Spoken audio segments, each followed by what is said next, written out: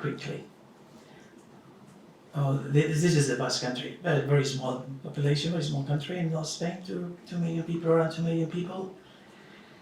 30 integrated healthcare organizations at the time, and 30,000 healthcare professionals. And we already full integrated organization. And when we say integrated organization, we call it in two main areas. One is what we call a structural organization, which we call IHOs, integrated health organization. And the other one, which to me is one of the most important, is the functional integration. And we do it by designing corporate clinical pathways at that time. So we went through these tools, the maturity assessment twice, I guess, and I must say that the round picture means like it's called soccer ball. It's quite round, and sometimes I go doubt if our system is so roundy in that sense. But probably after COVID-19, probably it deserves to be another material assessment as well, to see whether this round chart keeps on. So we see as coaches 3 areas when we did this: the structural and governance, digital infrastructure, and population approach.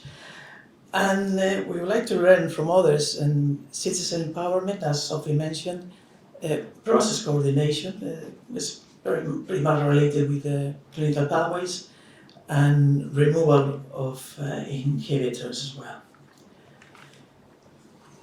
So these are the areas we like to learn from others. Particularly, we take more focus on the process coordination regarding always clinical pathways, if you can incorporate clinical pathways rather than local pathways.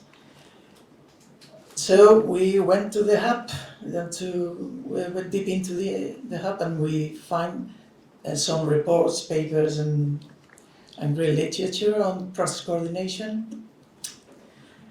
And we found this Scottish approach to service designs. And we thought that was an opportunity for us to learn more from them. Particularly this technique or tool they're using there, was called double diamond process. The name is quite sexy, isn't it? So probably some of the reasons. But for us, it was quite important to learn a bit more about this tool. So we learned from one of the processes they have in Scotland. It's called implementation in Midlothian with the Pathfinder program. When we talk with them in order to learn a bit more from how they improve to care for patients by improving pathways and empowering and involving patients and professionals. And these last words, involving patients and professionals, was quite key for us, which is quite professionals maybe. It's not such difficult, but patient is really challenged. It's quite difficult, at least for us. So as doctors, we trying to learn from Scotland. We had a webinar at that time in April 21, and transferring the learning to the context, we explore whether the relevant aspect of Scottish innovative practice was suitable for adoption in the Basque country. We try to define the objectives of that improvement and work in the logic model, defining resources needed, the impact we wanted to achieve, and lastly, defining an implementation plan. So this was the objective: design of a methodology to involve citizens in the design, redesign, and scaling of processes and pathways in the Basque Health Service, and its application in the improvement of the pathways for, in this case, multimodal patients. So we built a working group in order to go through the logic model with Osakidetza, with Basque Health Service, BioF, Basque Foundation for Health Innovation and Research, and Chronic Gune. So learn from the logic model methodology from Optimedis, which is a quite probably natural, but it's a bit difficult to understand at the beginning. So because you start from the last point of the line, from the impact, and you go backwards. I must say we are not pretty much used to that, so it's quite a challenge. So we define an impact, then the outputs, the outcomes, the outputs you want, the activities and the resources. So most of the times related with money. So this is a sample when we did it, the exercise. So I don't know if you see in the screen, but the impact was something like this one. Improving the quality of life of chronic patients and carers. And systematize the co-design of processes and decision-making tool with within the health system, which is two very powerful impacts. And from there, we went backwards up to the resources. I'm not going to go into detail, but it was really challenging, and I must say, a bit difficult also. And we were not many people working in that model. This is more in details. There are a lot of issues that we should work in order to get those impacts. So, and after that, we went into the implementation plan.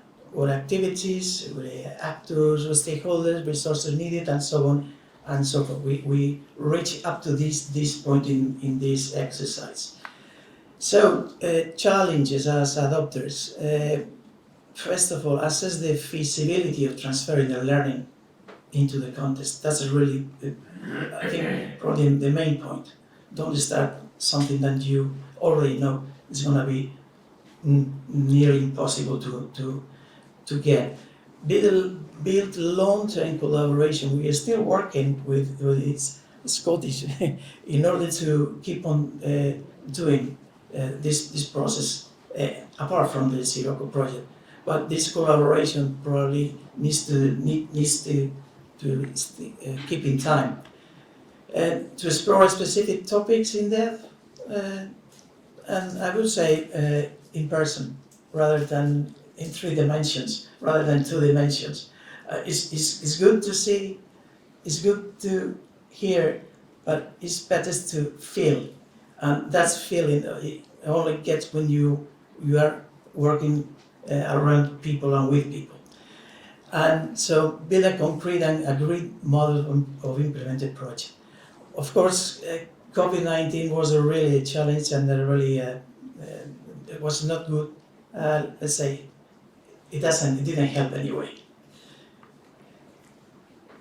Some reflections on the process. The logic model allows us ensuring the logic behind the sequence of resources. The involvement of the correct stakeholders, maybe key element. The logic model needs time and an open-minded attitude to make it a comfortable tool. I think a bit of training is necessary on the tool. So I think it's crucial to be as much simple as you can from the starting point. Sometimes too many things to want to accomplish is really not a good strategy. So too many sometimes is too much. And due to COVID-19, we had to set deadlines, and we are still working on it, as I mentioned before. And in our case, I must say, it's nothing to be happy about, but the language is one of the main problems in order to work with another, and it says languages and cultures. I think that's from my side. That's the group working in this process. Thank you very much. Okay.